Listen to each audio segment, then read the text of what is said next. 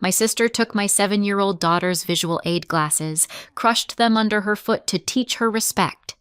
Then she forced my visually impaired child to re-clean the same kitchen over and over while everyone watched. I didn't shout. I took action. 9 hours later, their lives started to unravel. It was supposed to be normal. That's always how it starts, isn't it? A plan that looks harmless on paper. A family visit. A holiday weekend.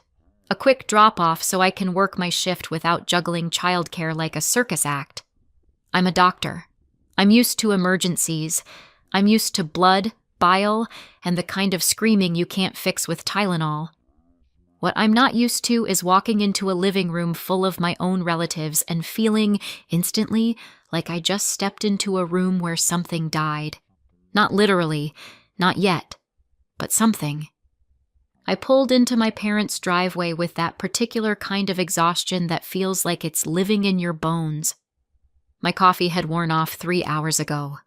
The only thing keeping me upright was the thought of getting my daughter Grace home, getting her into pajamas, and letting my brain shut down like an old laptop. I opened the front door expecting noise and chaos. The normal grandma's house soundtrack. Cartoons blaring, kids running, someone yelling about juice. Instead, the house felt staged, like the air had been wiped down. Mom was at the counter, stacking plates. Dad was in his chair like he'd been glued there. My sister Lauren was on the couch with her phone in hand, looking relaxed in a way that felt performative. And Grace? Grace was sitting on the rug, tiny and still, hands in her lap like she was waiting for a verdict. She didn't look up when I walked in. That hit me first. My kid is not dramatic. She doesn't perform emotions. She doesn't throw tantrums. When she's upset, she goes quiet. She turns inward. And right now she looked folded, small, tense, like she was trying to take up less space. Then I saw her hands, not mangled, not bleeding, just wrong. Red around the knuckles, a little bruised in a way that made my stomach tighten. The kind of bruising you get when you scrub something too long, too hard, with a child's soft skin. She also wasn't wearing her glasses. Grace wears visual aid glasses. She's worn them long enough that putting them on is as automatic as breathing. Without them, she squints and gets headaches. With them, she's just Grace. Book-obsessed, quietly funny, always watching the world like it's a puzzle she's trying to solve. So when I saw her face bare, eyes slightly unfocused, I stopped in the doorway. "Hey, baby," I said, keeping my voice casual, like nothing in my chest had just shifted. "Where are your glasses?" Grace flinched. Not a dramatic jump, just a tiny inward twitch, like my question was a tripwire. Lauren answered before Grace could. She dropped them. Her tone was smooth. Too smooth. The way you speak when you've rehearsed something and you're waiting to see if anyone challenges you. I took a step closer. "Dropped them where?" Lauren shrugged, eyes still on her screen. "Somewhere. Earlier." Mom didn't look up from her plates. "It's not a big deal, Erin." That was the second hit. When your child is 7 and something is not a big deal to the adults, it usually means it should be. I crouched in front of Grace. "Sweetheart, where are they?" Grace stared at the carpet. "I dropped them," she whispered. Her voice sounded like she was reading off cue cards. Lauren let out a short laugh. "She's been pushing boundaries today." I looked up. "What kind of boundaries?" Lauren finally raised her eyes from her phone. "Oh, you know, touching things she shouldn't. Not listening. Acting entitled."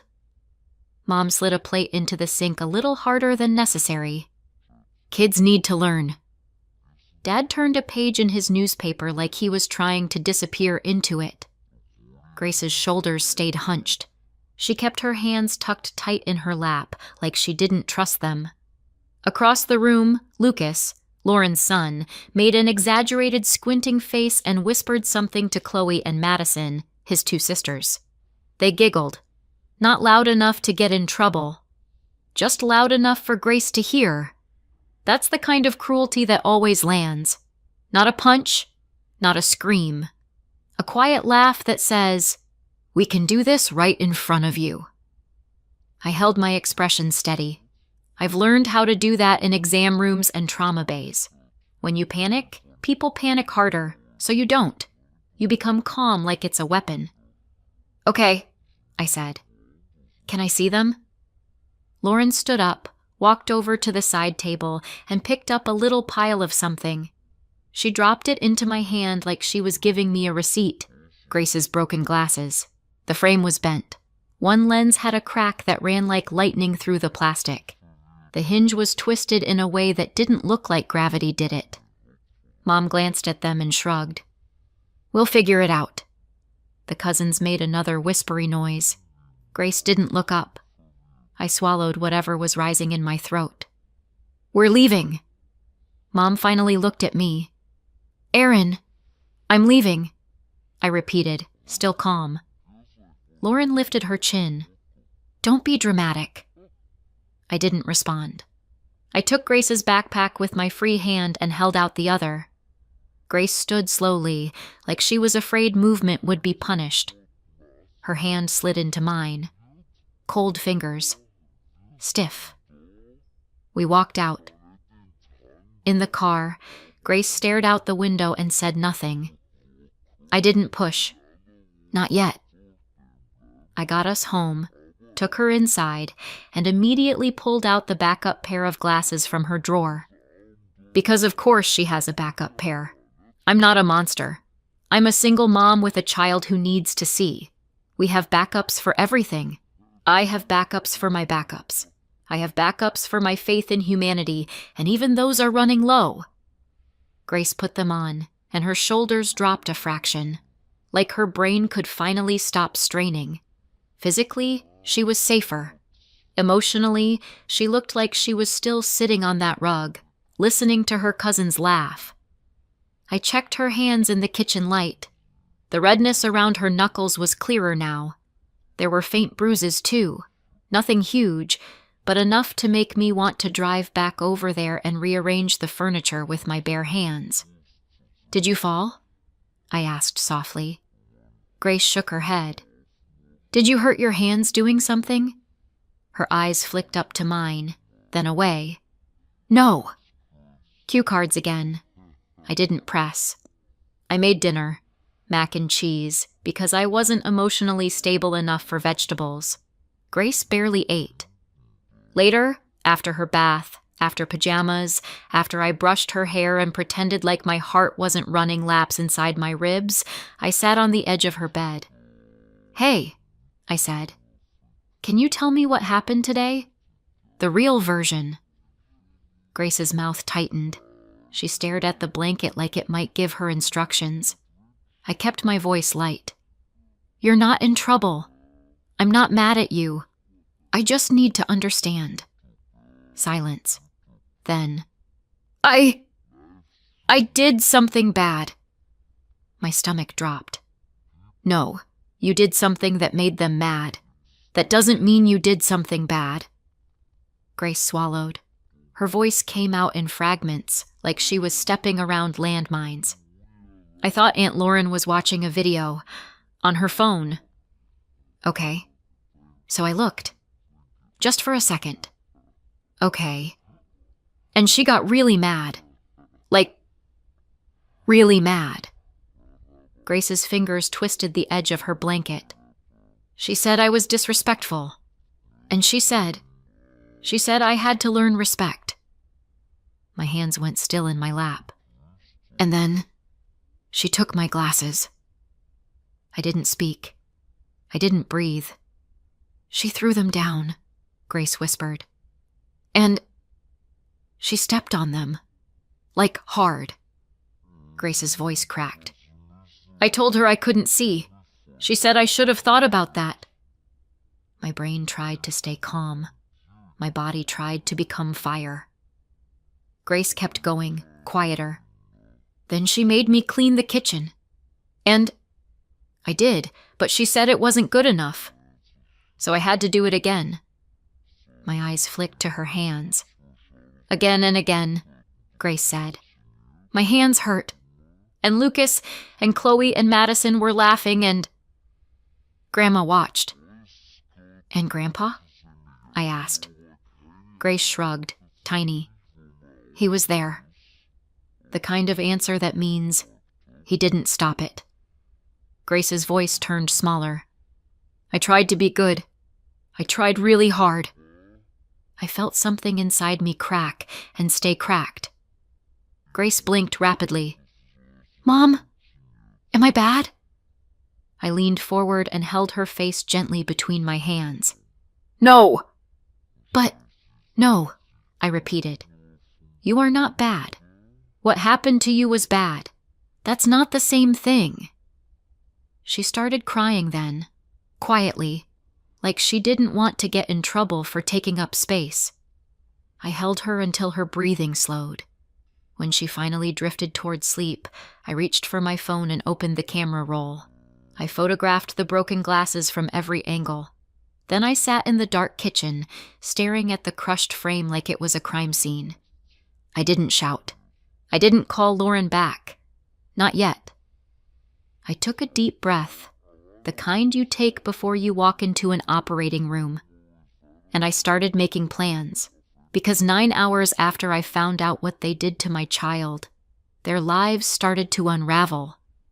People don't wake up one morning and decide to become cruel. They practice. They sharpen it like a skill. They wrap it in polite words. They teach it to their kids like it's manners. In my house growing up, Mom called it strict. Strict meant if you spilled milk, you got a lecture long enough to qualify as a college course. Strict meant if you spoke with attitude, you learned what fear tasted like. Dad didn't hit. Dad didn't yell.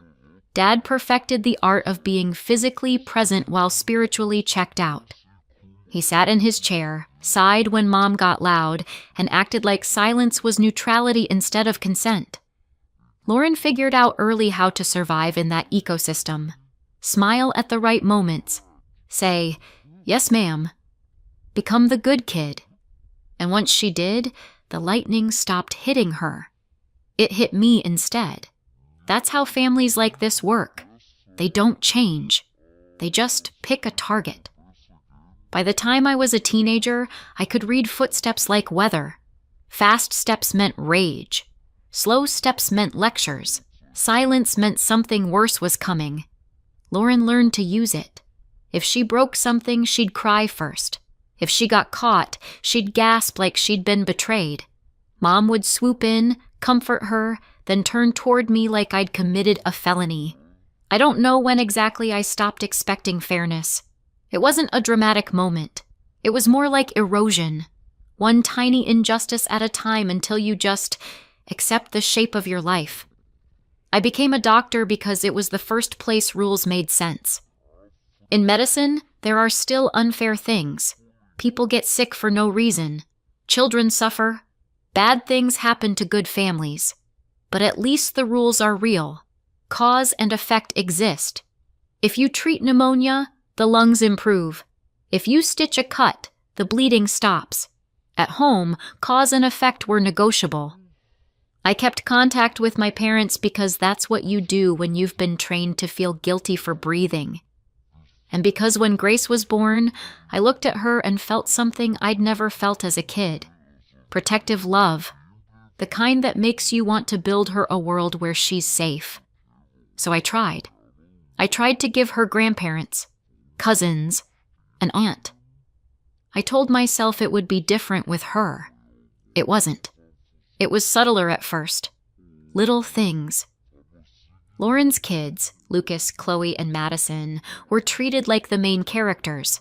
They got the first slice of cake, the biggest gifts, the loudest praise. Grace got smiles that felt like charity. Sometimes Lauren would say things like, "Grace is so sensitive," and Mom would laugh like that was a personality flaw instead of a warning sign. Sometimes Lucas would mock her quietly, and Chloe and Madison would giggle, and the adults would pretend they didn't hear. Sometimes I'd catch Grace watching them, shoulders slightly hunched, like she was trying to figure out what rule she'd missed. And the worst part? Sometimes I told myself it was normal sibling cousin stuff, because denial is cheaper than truth. I also helped them financially, not because I'm some saint, but because it was a way to buy peace. Mom and Dad had expenses. Lauren had gaps. There were fees, activities, little emergencies that somehow always landed in my lap. I covered things here and there, a bill, a camp fee, a uniform, we're short this month. Some of that occasional help went toward Lauren's kids, activities, fees, little gaps I filled, while Grace still got treated like she should be grateful just to be included. It was the family version of rent, pay to stay tolerated. And then there was Raymond Whitman, Uncle Ray. Technically, he was my uncle, maybe great-uncle, depending on how you count family trees. To Grace, he was just Uncle Ray, because he was the only one who made her feel like she wasn't taking up too much space. He remembered her birthday. He asked about her books. He spoke to her like she was a person, not a small inconvenience. When he died recently, I grieved hard. Not loudly, not theatrically, just the quiet grief of realizing the one decent adult in your extended family is gone. After Ray's death, family gatherings felt tense in a way I couldn't name. Not because anyone said anything, because people stopped making eye contact, because conversations ended when I walked into rooms, because something had shifted under the surface and nobody was going to tell me what it was. I told myself it was grief, stress, everyone coping differently. I told myself a lot of things, and then Lauren crushed my daughter's glasses under her foot and called it respect. And suddenly, my brain stopped accepting lies as comfort. I didn't wake up the next morning angry. I woke up cold. There's a difference. Anger is loud. It wants to fight. It wants to be seen. Cold is quiet. It wants to finish things. Grace was sitting at the kitchen table in her backup glasses, tracing circles on her placemat like she was trying to erase herself. She looked up when I walked in, and her eyes did that thing children do when they're waiting for punishment they don't deserve. "Hey," I said, keeping my voice steady. "You're not in trouble. Okay?" She nodded, but her shoulders stayed tight. I made coffee, opened my laptop, and logged into my bank account. I didn't do it dramatically. I didn't slam keys or mutter revenge speeches. I simply stopped paying. One by one, I canceled everything. The recurring help, the little transfers, the automatic payments that had become background noise in my life, the support I'd been providing to Mom and Dad, the occasional coverage for Lauren, the fees that weren't my responsibility but had been my reality. Cancel, cancel, cancel. Each click felt like taking my own oxygen back. Then I wrote one message. One. Family group chat. No caps, no paragraphs of emotion. Just facts. Lauren destroyed Grace's glasses. The cost to replace them is $800. I expect reimbursement. Effective immediately, you will not have access to Grace. Do not contact her. Do not come to my home. I hit send, and then I waited. Not for a reply, for Grace. Because what happened didn't just break plastic. It broke something inside her. After breakfast, Grace lingered near the doorway of the living room like she didn't know where she was allowed to exist. "Mom?" she asked. "Yeah?" Her voice was small. "Why was Aunt Lauren so mad at me?" I sat on the couch and patted the cushion beside me. Grace sat carefully, like the couch belonged to someone else. "I don't know," I said honestly. "But you didn't deserve what she did." Grace stared at her hands. The faint bruising on her knuckles was still there, like a quiet signature of what happened. I I didn't even do anything, she whispered, and her voice wobbled in that way that makes you want to break the universe in half for hurting your kid. I kept my tone calm. Tell me what you remember. Grace hesitated. It was stupid. Okay. I thought she was watching a video, like TikTok. I nodded. Kids are kids. Curiosity is not a crime. And when I looked, Grace said, brow furrowing, it wasn't even interesting. It was boring, like grown-up stuff. What kind of grown-up stuff? She scrunched her face like she was trying to pull the memory out of fog. Like an email. I didn't read it. I just saw words. Any words you remember? Grace shook her head, then paused. There was a word. Like trust? I don't know what that is. My coffee stopped tasting like coffee. Grace kept going, unaware she'd just dropped a grenade into my lap. And I saw Uncle Ray's name, she added, still focused on how unimportant it seemed. Just for a second. I didn't even want to read it. Aunt Lauren just got mad right away. She shrugged, like the most confusing part was that her aunt had overreacted to something boring. I kept my face neutral through sheer willpower. Okay, I said softly. Thank you for telling me. Grace's eyes flicked up. Am I in trouble? No, I said, and this time my voice didn't shake. You're safe. She exhaled, like she'd been holding her breath since yesterday. I hugged her, held her longer than usual, not because she needed it, though she did, but because I needed the reminder that she was here, with me, and not on someone else's floor scrubbing until her hands bruised. Then my phone rang. Lauren. Mom and Dad were on speaker within 10 seconds, like this was a coordinated emergency. Lauren didn't even bother with hello. What is this message? Mom's voice cut in, sharp. Aaron, what are you doing? I kept my voice flat. I'm done. Lauren scoffed. Done with what? Your tantrum? You destroyed Grace's glasses, I said. You're paying for them, and you're not seeing her. Lauren snapped too fast. That's not what happened. Mom chimed in immediately, like she'd been waiting for her cue. She dropped them. And you're canceling payments? Lauren added, like that was the real crime. Are you serious right now? Dad said nothing. Of course. Lauren's denial came out sloppy, tangled with justifications she couldn't help herself from adding. We didn't destroy anything, she said, and then immediately, she was being disrespectful. She needed consequences. So which is it? A tragic accident or a punishment? Pick a lie and commit, Lauren. This is amateur hour. I didn't argue. I'm not paying for you anymore, I said. And you're not touching my child. Mom's voice rose. You're tearing the family apart. No, I said calmly. You did that when you stood there and watched. There was a beat of silence, and in that silence I heard something I'd never heard from them before.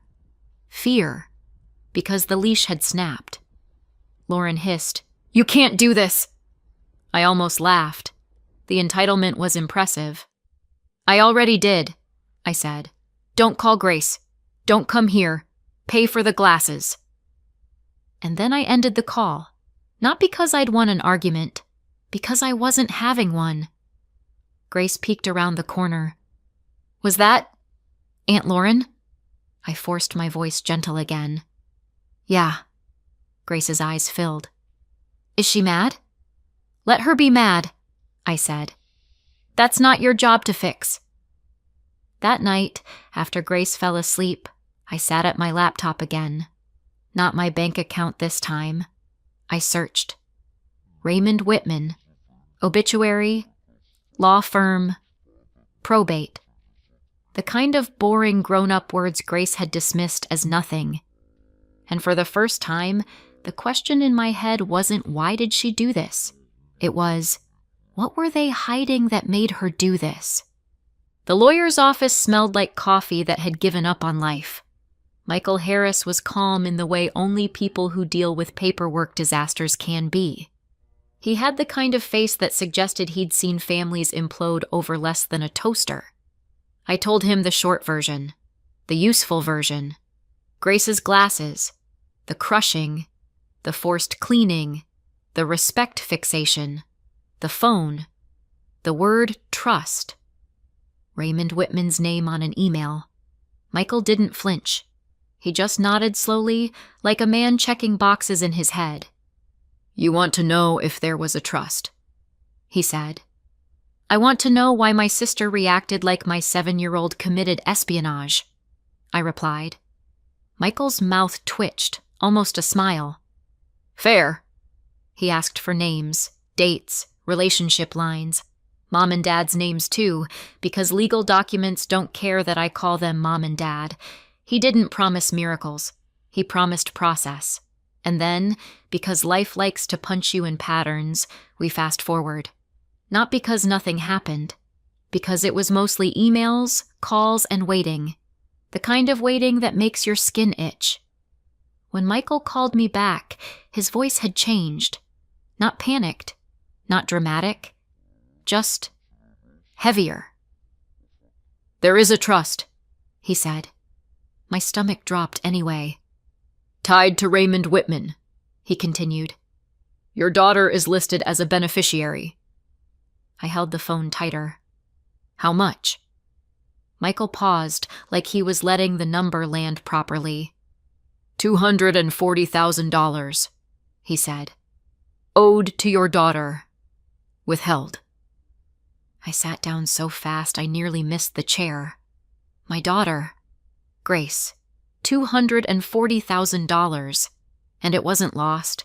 It wasn't a misunderstanding. It wasn't paperwork delayed in the mail. Michael's next sentence was the one that turned my cold into something sharper. "Your parents are named as trustees," he said, "and there's no record of a distribution to your branch." My mouth went dry. "So they just kept it." Michael exhaled. "Based on what I can see, yes." For a second, I couldn't speak. Not because I didn't have words, because all the words were violent. Michael continued, professional. "We can pursue this formally, demand an accounting, file in court, seek removal of trustees, seek recovery." "And criminal?" I asked quietly. Michael paused again. "If funds were intentionally withheld or misappropriated, you can file a police report for theft or fraud. That's separate from the civil process. But yes." My voice came out flat. "Do it!" Michael didn't argue. He didn't ask if I was sure. He just said, "All right." So we moved. We filed what we needed to file. We demanded what we needed to demand. We put everything in writing so nobody could misremember later. And yes, I went to the police. Not for the glasses, not for the kitchen, for the theft. For the fact that adults who called themselves my family had looked at my daughter's future and decided it belonged to someone else. The report itself was the most surreal part. Sitting in a chair under fluorescent lights, explaining that my parents had withheld $240,000 owed to my child. The officer's eyebrows climbed higher with every sentence. "Your parents were trustees?" he repeated. "Yes. And you only found out because my 7-year-old glanced at my sister's phone," I said. And my sister responded by crushing her glasses under her foot. He stared at me for a beat. Then he said slowly, "Okay." That was it. No grand speech. Just the quiet click of a pen and the sound of consequences becoming real. Once the official notices went out, the silence broke. Not with calls, with a knock at my door. I looked through the peephole and saw Mom holding a plate. "Cookies, because nothing says please don't involve the legal system like baked goods." Dad was behind her, looking like he wanted to be anywhere else. Lauren stood off to the side, arms crossed, wearing a smile so tight it could have cut glass. I opened the door but didn't invite them in. Mom's voice was sweet. Too sweet. "Erin, honey, we just want to talk." Lauren lifted the cookie plate slightly, as if sugar could rewrite history. I looked at the cookies. "Interesting timing." Mom blinked innocently. "We don't know what you mean." I did smile then. I couldn't help it. Dry humor is sometimes the only thing holding me upright. "Sure," I said. "Just like you don't know what happened to Grace's glasses." Mom's sweetness flickered. Lauren stepped forward. "This is ridiculous. You're blowing everything up over nothing." "Over nothing," I repeated. $240,000 is nothing now?" Dad finally spoke quietly. "Erin." I held up a hand. "Talk to Michael Harris." Mom's face tightened. "We're family." "I noticed," I said. "That's the problem." Lauren's smile cracked.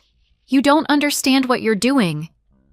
"Oh, I understand," I said. "For the first time in my life, I understand perfectly." Mom's voice got sharper. "You're humiliating us." "That's funny," I said, "because Grace's hands were bruised from scrubbing while you watched." Lauren snapped, loud now. "She shouldn't have looked at my phone." And there it was. Not a denial. A justification. A confession wearing manners. Mom hissed, "Lauren, stop!" But Lauren was already spiraling because guilt makes people stupid. "She was disrespectful," Lauren spat. "She needed to learn. And now you're trying to steal from our kids." I laughed once, short and cold. "From your kids." Mom stepped forward, eyes flashing. "Do you have any idea how unfair this is?" I tilted my head. "Tell me." Mom's mouth tightened, and then she said it. The thing they'd been choking on since Raymond Whitman died. "It's unfair," she snapped, "that Grace would get so much more than the other grandchildren." Lauren jumped in like she'd been waiting for permission. "She's an only child. She gets everything. Meanwhile, my kids—" "And there it is," I said softly. "The motive. The reason. They weren't protecting Grace. They were protecting their own math." Mom's face went pale as she realized what she'd admitted. Dad looked down at the porch like it might swallow him. Lauren glared at me. "You're really doing this?" "Yes," I said. "I am." I stepped back. "Talk to Michael." Mom's voice rose, desperate now. "Erin, don't do this." I looked at her, really looked, and felt something quiet settle inside me. "You did this," I said, "when you decided my daughter's future belonged to someone else." Then I shut the door. Not dramatically, just finished. Time passed the way it does when lawyers get involved, in documents, deadlines, and the occasional email that makes your heart punch your ribs. Grace stayed in her backup glasses while we replaced the destroyed pair. Her hands healed. The bruising faded. The quiet apology reflex took longer, but it did fade. The trust matter resolved. Grace's $240,000 was recovered and secured properly, with safeguards that didn't involve my parents' signatures. Mom and Dad were removed as trustees, because trustee is a job title, not a birthright. Criminal charges landed too. No prison, this wasn't a movie, but enough to sting in all the right places.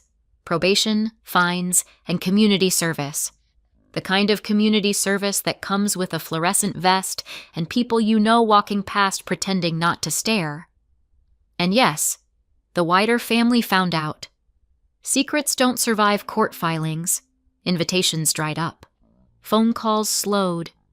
The people who'd once nodded along to respect and discipline suddenly got busy. Funny how morality shows up once there's paperwork. Lauren's life shrank. Mom's social circle did that quiet, evaporating thing. Dad stayed quiet, as always. Silence isn't innocence, but it is consistent. As for us, we stayed no contact. Grace stopped apologizing every time she took up space. One night, months later, she asked me, "Mom, are we okay now?" I thought about the bruised hands, the crushed glasses, the cookies on the porch, the word trust that changed everything. And I said, honestly, yeah, we're okay.